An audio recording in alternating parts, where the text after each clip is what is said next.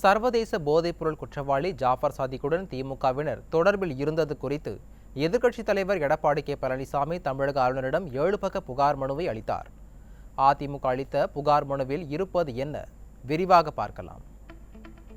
ஆளுநரிடம் அளிக்கப்பட்ட புகார் மனுவில் 2019ஆம் ஆண்டு மலேசியாவிற்கு போதைப் பொருள் கடத்திய வழக்கில் ஜாஃபர் சாதிக் குற்றம் சுமத்தப்பட்டிருந்தும் திமுக கட்சியில் சேர்க்கப்பட்டு முதலமைச்சர் ஸ்டாலின் குடும்பத்தினருடன் நெருக்கம் காட்டியதாக குறிப்பிடப்பட்டுள்ளது. திமுக மாவட்ட செயலாளர்களுக்கும் போதைப் பொருள் கடத்தல் கும்பலுடன் தொடர்பு இருப்பதாக போதைப் பொருள் பார்சல் பிடிப்பட்டதும் பத்திரிகை ஊடக செய்திகளில் வெளிவந்தன.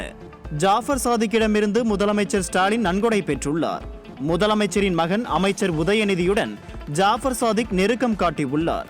முதலமைச்சரின் குடும்பத்தினர் நடத்தும் அறக்கட்டளைக்கு ஜாஃபர் சாதிக் நிதியுதவி அளித்துள்ளது தொடர்பாக விசாரணை நடத்தப்பட வேண்டும். போதைப் பொருள் கடத்தல் பணம் மூலம் முதலமைச்சர் ஸ்டாலின், முதலமைச்சரின் குடும்பம் மற்றும் திமுக பலன் பெற்றிருக்க வாய்ப்புள்ளது.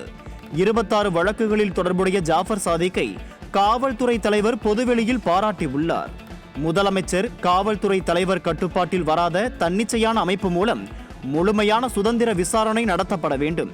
திமுக கட்சிக்கும் முதலமைச்சரின் குடும்பத்தினர் நடத்தும் தொழில், அமைச்சர்கள், உதயநிதி ஸ்டாலின் உள்ளிட்டோருடன் ஜாஃபர் சாதிக்கு இருந்த தொடர்பு குறித்து சுதந்திரமான விசாரணை நடத்தப்பட வேண்டும் என்றும் அதிமுக பொதுச் செயலாளர் எடப்பாடி கே பழனிசாமி அளித்த புகார் மனுவில் தெரிவிக்கப்பட்டுள்ளது.